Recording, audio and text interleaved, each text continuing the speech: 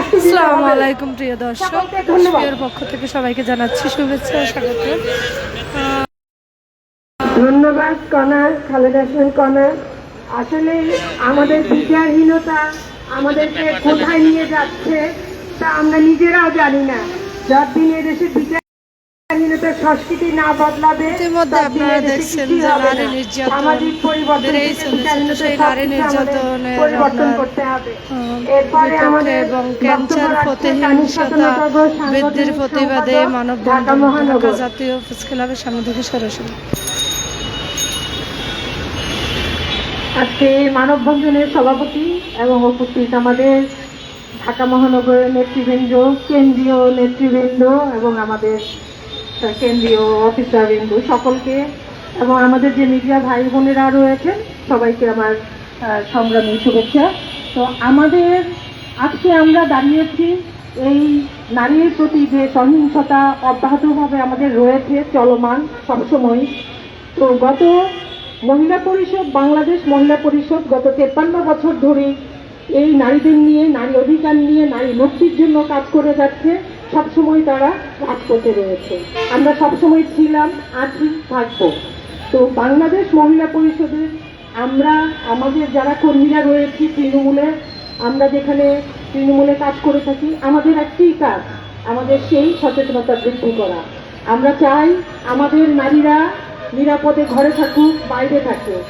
আমাদের বিভিন্ন সময় বিভিন্নভাবে বলা হয় মেয়েরা এইভাবে চলবে, ওইভাবে চলবে, মেয়েদের জামা কাপড় ঠিক নাই, ওড়না ঠিক নাই, বিভিন্ন ধরনের আমাদের কথা শুনতে হয়। কিন্তু আমরা কি দেখলামই, আমরা তনু হত্যার সময় দেখলাম যে হিজাব পরা সেই মেয়ে কিন্তু ধর্ষণের শিকার হয়েছে।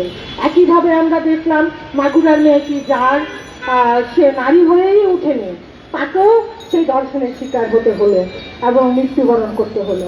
তো আমরা চাই এই যে পাশবিক নির্যাতন, অত্যাচার এবং নারীর প্রতি যে সহিংসতা, এগুলো বন্ধ হোক।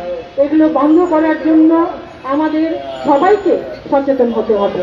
এখানে আমরা আজকে আপনারা সবাই সেই ডিজিটাল যুগে আমরা আছি, সেই ডিজিটালের সমস্ত টুলসগুলো কিন্তু আমরা ব্যবহার করে গেছি।